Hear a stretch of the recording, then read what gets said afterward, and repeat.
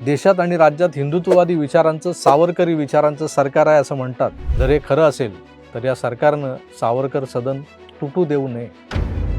पुनर्विकासासाठी मुंबईत असंख्य प्लॉट्स आणि अनेको जर्जर इमारती पडल्यात. ज्यांचा पुनर्विकास होणं गरजेचं आहे, त्यांचा पुनर्विकास करा म्हणावं. सावरकर सदन ही वास्तू आम्हा सावरकर भक्तांसाठी पुण्यतीर्थ आहे, त्याचं जतन व्हावं.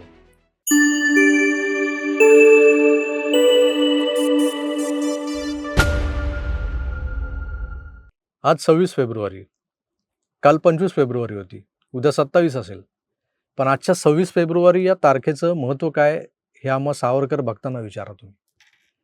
26 फेब्रुवारी हा तोच दिवस आहे त्या दिवशी आजपासून 60 वर्षांपूर्वी तब्बल 23 दिवसांच्या प्रायोपवेशनानंतर स्वातंत्र्यवीर विनायक दामोदर सावरकर यांनी आपला देह ठेवला.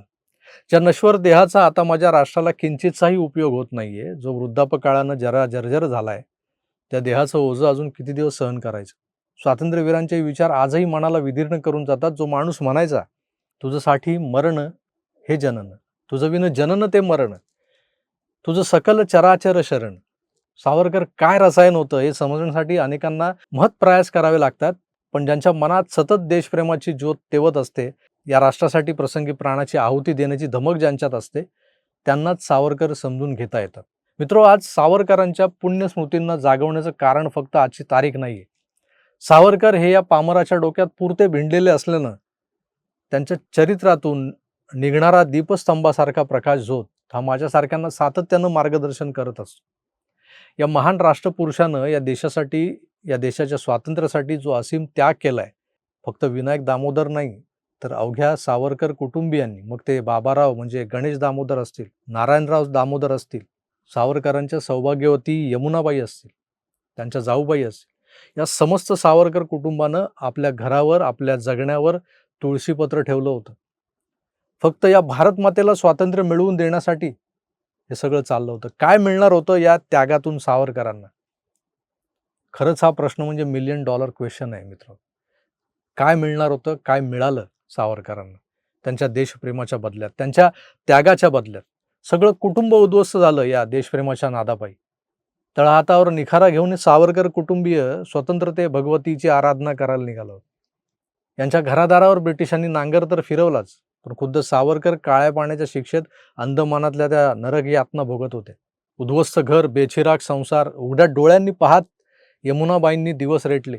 पण ज्यांच्या या बलिदानानंतर हा देश खऱ्या अर्थानं स्वतंत्र झाला, त्या थोर क्रांतिकारकाला मरणोत्तरही सन्मान मिळणं दुरापास्त झालेलं आहे.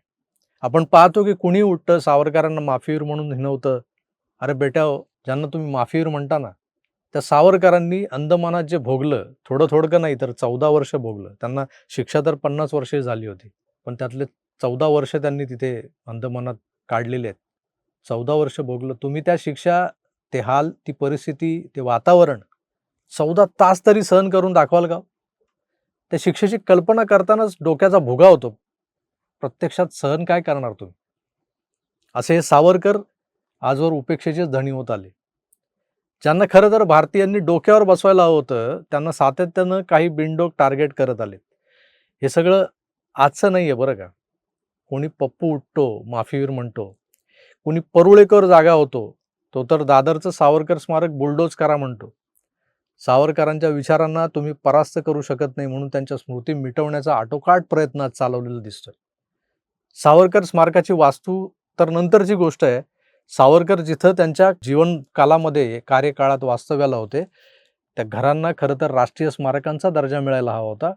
भगूरच्या घराची कथा तुम्हाला आठवत असेल. ते घर ब्रिटिशांकडून कुठल्याशा वाण्याकडे घाण पडलं होतं. तर नाकर्त्या वंशजांचा जो काही पाढा आहे तो नंतर वाचू आपण. पण ते गहाण घर सावरकरांच्या वंशजाकडून त्यावर फारसं लक्ष दिलं गेलं नाही आणि तिथं शेजारी दारूचा गुत्ता उघडेपर्यंत मजल गेली होती. जे घर खरं तर सावरकर प्रेमींसाठी पुण्यतीर्थ म्हणवलं जावं, त्याच्या शेजारी दारूचा गुत्ता उभा राहिला होता. हे घर त्या वाण्याकडून सोडवून सरकारी मालमत्ता जाहीर व्हावी, हेरिटेज वास्तू व्हावी, यासाठी सगळ्यात आधी रामभाऊ म्हाळगींनी अथक प्रयत्न केले. त्याला नंतर जोड मिळाली ती शिवसेना प्रमुख मान्य बाळासाहेब ठाकरे यांच्या त्या जबरदस्त दणक्याची. मासाहेब मीनाताई ठाकरेंना भगूरच्या त्या घराची अवस्था पावली नाही आणि त्यांनी आग्रहानं बाळासाहेबांना त्या प्रकरणी लक्ष घालायला लावलं होतं. आज नाशिकच्या भगूरमधलं सावरकर सदन राष्ट्रीय स्मारक आहे. पण त्यासाठी रामभाऊ म्हाळगींना, खुद्द बाळासाहेब ठाकरेंना प्रयत्न करावे लागले होते. पण दैव दुर्विलास पहा, ज्या दादरच्या घरात सावरकरांनी आपला देह ठेवला, ते घर तसं सुस्थितीत आहे आज. माझ्यासारखे कित्येक सावरकर भक्त त्या घरापुढून जाता येता नतमस्तक होत पुढे जातात. पण तेही घर आज मुंबईत सुरू असलेल्या पुनर्विकासाच्या वादळात पत्त्यांच्या बंगल्यासारखं उद्ध्वस्त होण्याच्या वाटेवर आहे. सावरकरांच्या वंशजांचा या मालमत्तांवर कुठलाच अधिकार नसल्यानं किंवा त्यांना तो राखता आला नसल्यानं हे घर आज ज्यांच्या मालकीचं आहे त्यांना रिडेव्हलपमेंटमधून मिळणारा करोडोंचा फ्लॅट दिसतोय, त्यांना कॉर्पस फंड दिसतोय, ही जुनी वास्तू मेंटेन करण्यात पदरमोड होते. पुनर्विकासाने फायदा होणार आहे त्यांचा. मग या फायद्यापुढे त्या वास्तूचं ऐतिहासिक मूल्य शून्य आहे आणि ही वस्तुस्थिती आहे. पण ही वास्तू अबाधित राहावी, तिथं राष्ट्रीय स्मारक म्हणून एक प्रेरणास्थान म्हणून जतन व्हावं त्या वास्तूचं, यासाठी दादरच्या बालमोहन शाळेजवळच्या सावरकर सदन बिल्डिंग पुढेच काही सावरकर प्रेमी आजच्या दिवशी लाक्षणिक उपोषणाला बसलेले आहेत. मातृभूमीच्या स्वातंत्र्य लढ्याच्या इतिहासाचं साक्षीदार असलेलं हे सावरकर सदन असं उद्ध्वस्त होऊ नये, इथे एक राष्ट्रीय स्मारक बनावं, हीच प्रामाणिक इच्छा या सावरकर भक्तांची आहे. देशात आणि राज्यात हिंदुत्ववादी विचारांचं, सावरकरी विचारांचं सरकार आहे असं म्हणतात. जर हे खरं असेल तर या सरकारनं सावरकर सदन तुटू देऊ नये. पुनर्विकासासाठी मुंबईत असंख्य प्लॉट्स आणि अनेको जर्जर इमारती पडल्यात, ज्यांचा पुनर्विकास होणं गरजेचं आहे. त्यांचा पुनर्विकास करा म्हणावं. सावरकर सदन ही वास्तू आम्हा सावरकर भक्तांसाठी पुण्यतीर्थ आहे, त्याचं जतन व्हावं.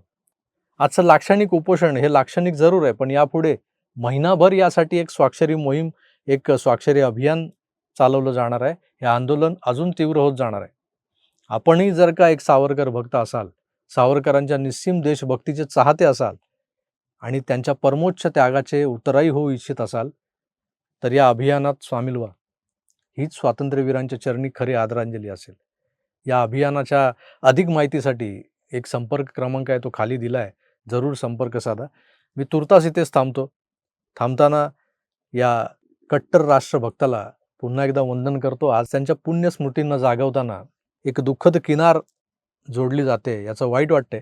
पण आपण यातूनही काहीतरी चांगलं घडेल याची अपेक्षा बाळगू.